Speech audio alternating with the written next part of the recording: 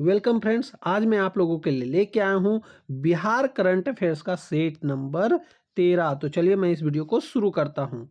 आज का हमारा पहला प्रश्न है, बिहार के किस जिले में कालू घाट पर सबसे बड़ा और मॉडर्न कार्गो टर्मिनल का निर्माण किया जाएगा?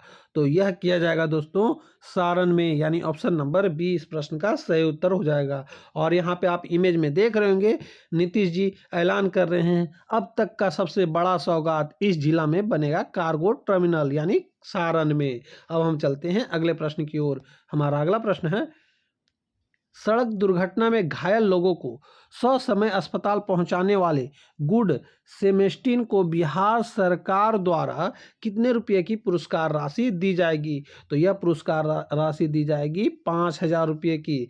जो समय पे दुर्घटना एक्सीडेंट हो जाता है और जो भी व्यक्ति उसे अस्पताल लेके जाते हैं समय अनुसार, उन्हें 5,000 की पुरस्कार राशि दी जाएगी। अब हम चलते हैं अगले प्रश्न की ओर। हमारा अगला प्रश्न है, मुख्यमंत्री नीतीश कुमार द्वारा बिहार के किस जिले में स्थित मंदारण में 20 एकड़ में फैले जैव विविधता पार्क का उद्घाटन किया गया? तो यह किया गया बांका जिला में मंदारण एक पहाड़ी है, वहां पे ये 20 एकड़ में फैला हुआ मंदिर है। ठीक वहीं पे ये विविधता पार्क का उद्घाटन किया गया है। अब हम चलते हैं अगले प्रश्न की ओर। हमारा अगला प्रश्न है, बिहार के किस जिले में बिहार की पहली किसान उत्पादक चाय कंपनी को कॉरपोरेट मामलों के मंत्रालय से प्रमाण पत्र दिया गया? तो यह दिया गया है किशनगंज को, यानी ऑप्शन नंबर डी इस प्रश्न का सही उत्तर हो जाएगा। अब हम चलते हैं अगले प्रश्न की ओर। हमारा अगला प्रश्न है, बिहार के किस जिले में चौथे मधुबनी लिटरेचर फेस्टिवल का आयोजन किया गया? तो यह किया गया दरभंगा में। यहाँ पे आप इमेज में भी देख रहे होंगे मधुबनी लिटरेचर फेस्टिवल। अब हम चलते हैं अगले प्रश्न की ओर। हमारा अगला प्रश्न है, हाल ही में बिहार कृषि विश्वविद्यालय द्वारा बिहार के किस जिले में पराली प्रबंधन मॉडल को पूरे राज्य में लागू करने का निर्णय लिया गया? तो यह निर्णय लिया गया है रोहतास में, यानी ऑप्शन नंबर बी इस प्रश्न का सही उत्तर हो जाएगा। अब हम चलते हैं अगले प्रश्न की ओर। हमारा अगला प्रश्न है, सर्वाइवल कैंसर से सुरक्षा प्रदान करने के लिए पटना के ज्ञान भवन में किशोरी और महिला स्वास्थ्य के क्षेत्र में किस परियोजना की शुरुआत की गई? तो यह किया गया था दोस्तों नाव्या, यानी ऑप्शन नंबर सी इस प्रश्न का सही उत्तर हो जाएगा। यहाँ पे आप देख रहे होंगे तनाव से सर्वाइवल कैंसर, यहाँ पे ये इमेज में। अब हम चलते हैं अगले प्रश्न की ओर। हमारा अगला प्रश्न है, वनावरण के क्षेत्रफल की दृष्टि से बिहार के निम्नलिखित जिलों का सही अवरोही क्रम क्या है? तो यह अवरोही क्रम सही कौन सा है? तो कैमूर पहले आएगा, उसके बाद पश्चिम चंपारण, उसके बाद रोहतास, उसके बाद जमुई। तो ऑप्शन नंबर सी इस प्रश्न का सही उत्तर हो जाएगा। अब हम चलते हैं अगले प्रश्न की ओर। ये 2021 का रिपोर्ट है दोस्तों। अब हम चलते हैं अगले प्रश्न की ओर। हमारा अगला प्रश्न है, बिहार में ग्रामीण सड़कों की कुल कितनी है? तो लंबाई कितनी है ये बताना है दोस्तों। तो यह है 1.02306 किलोमीटर, यानी ऑप्शन नंबर ए इस प्रश्न का सही उत्तर हो जाएगा। अब हम चलते हैं अगले प्रश्न की ओर। हमारा अगला प्रश्न है, बिहार के किस जिले में सबसे अधिक दलहन का उत्पादन होता है? तो यह होता है दोस्तों पटना में, यहाँ पे ऑप्शन नंबर डी सही हो जाएगा। अब हम चलते हैं अगले प्रश्न की ओर। हमारा अगला प्रश्न है, बिहार बागवानी विभाग द्वारा चलाई जा रही छत पर बागवानी योजना निम्नलिखित में से किस क्षेत्र में लागू है? तो यह लागू है दोस्तों पटना, मुजफ्फरपुर, गया, भागलपुर और नालंदा में, यानी ऑप्शन नंबर ए इस प्रश्न का सही उत्तर हो जाएगा। अब हम चलते हैं अगले प्रश्न की ओर।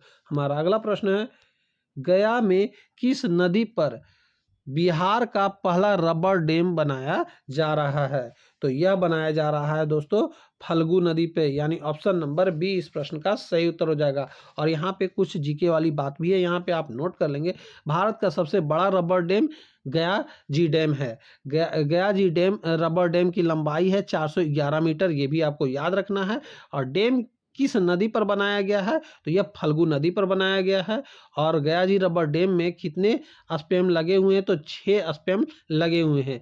भारत का पहला रबर डैम कहाँ बना था? तो यह आंध्र प्रदेश में बना था, ये भी आपको याद रखना है। अब हम चलते हैं अगले प्रश्न की ओर। हमारा अगला प्रश्न है, 18 वर्ष से ऊपर की आबादी को कोविड वैक्सीन की पहली डोज देने वाला बिहार का पहला जिला कौन बन गया है? तो यह बना है दोस्तों पूर्वी चंपारण, यानी ऑप्शन नंबर बी इस प्रश्न का सही उत्तर हो जाएगा। अब हम चलते हैं अगले प्रश्न की ओर। हमारा अगला प्रश्न है, पटना में आयोजित 21वां बिहार सम्मान समारोह 2021 में किस खिलाड़ी को बिहार खेल रत्न सम्मान से सम्मानित किया गया?